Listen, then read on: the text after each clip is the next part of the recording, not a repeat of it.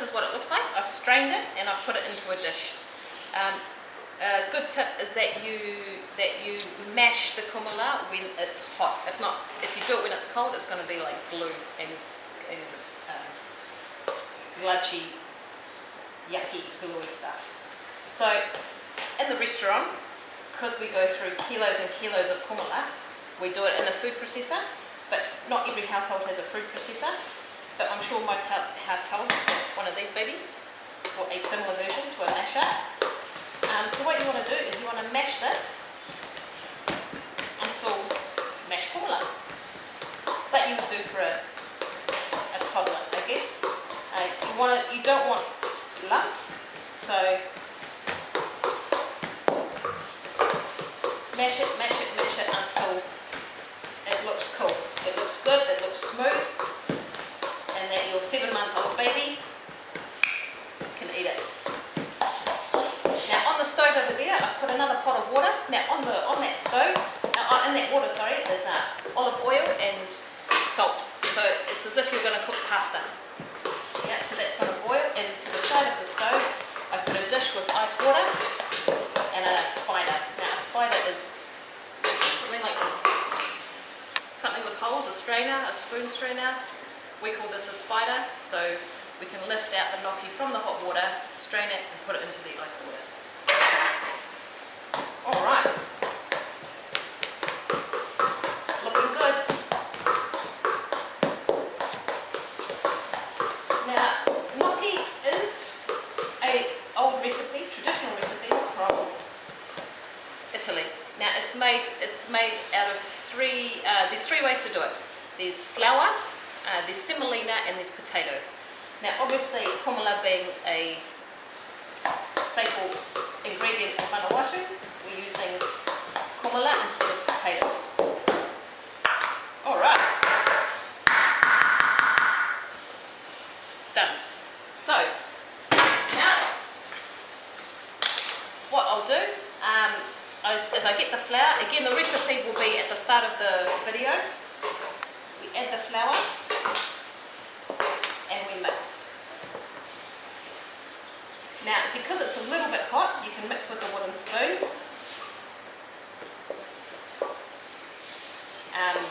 If your hands can bear it, get it on the bench, because you're going to be using the bench.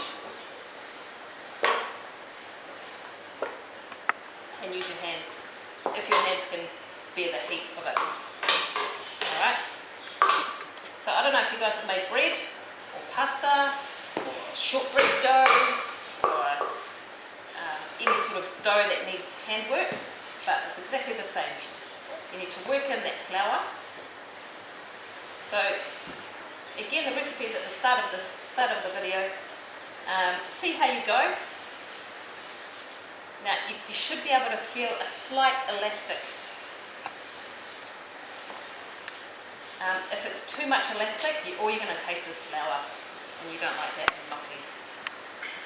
Alright, real important to lightly dust the bench. Okay, when you can see that this happens, this looks good. Now it's easier to work with smaller amounts than big chunks, so I'll cut this bit into 6. And what I want to do is roll it evenly, lightly with your fingers until it's nice and even. Okay, like this. Now, important instrument that I've forgotten, and I'll just quickly go and get it, is the fork. Now this shapes the gnocchi. So 1, 2, 3, 4, 5, 6, 7, 8, 40. You don't have to count. It's just what you want to do is cut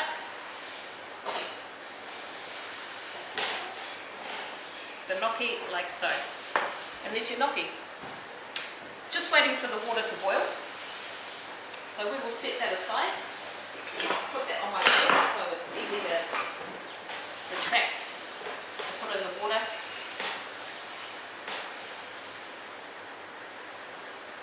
As you can see, there's a few little fibres there, but that's because we've mashed it by hand and not in a food processor. A food processor will puree really, really well. Again, say, dance for me, dance for me, dance for me.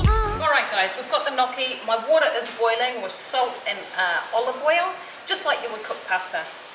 Now these go in. Now the trick is, once they start floating, it means they're ready. Here's my ice cold water. Next to that is my tray with olive oil. Alright, so you've got to make sure the water is boiling. If not, it's just going to fall apart. It will take a minute or so. Once the kumala starts, the gnocchi starts floating, take it out, whip it into the ice cold water, strain it really, really well into the tray with olive oil, and then you're ready to go. Alright, as you can see, it's starting to float into the water, the cold water. Now the cold water will stop the cooking process, if you don't already know that. It'll be mashed kumala. This recipe is for adults. Say, dance for me, dance for me, dance for me. And there's your gnocchi. Alright, it doesn't look great at the moment, but it will do once we fry it. I'll do the rest, I'll be back.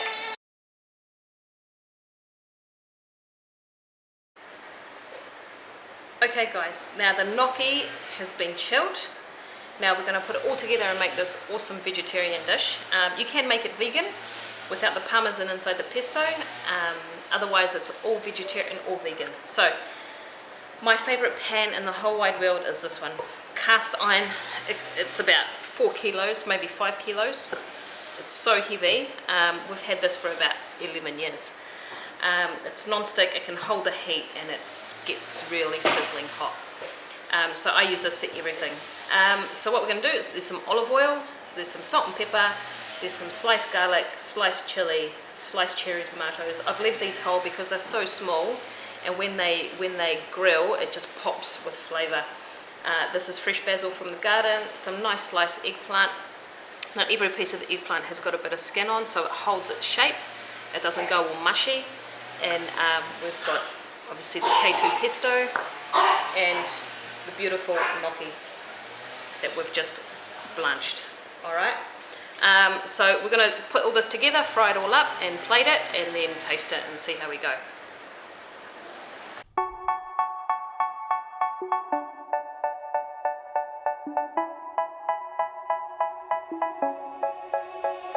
They say, oh my God, I see the way you shine. Take your hand, my dear, and place them both in mine. You know you stopped me dead while I was passing by. And now I beg to see you dance just one more time. Ooh, I see you every time. And oh my, I like your style. You make me wanna try. Alright guys, so I've plated this really quite easy. There's nothing fancy to it. Just on a plate, and I've just put some fresh basil leaves on it, as you can see. That's it. You can finish it off with parmesan or truffle oil or maybe some nangai nuts. But to keep it local, everything in that's pretty much local, apart from the flour, I think, and the garlic. But check that out. The recipe again will be on the on this clip. And this is our gnocchi. Enjoy. Buon appetito. They say, oh my God, I see the way you shine. Take your hand, my dear, and place them both in mine. You know you stopped me dead while I was passing by. And now I beg to see you dance just one more. If it keeps on cooking, sorry.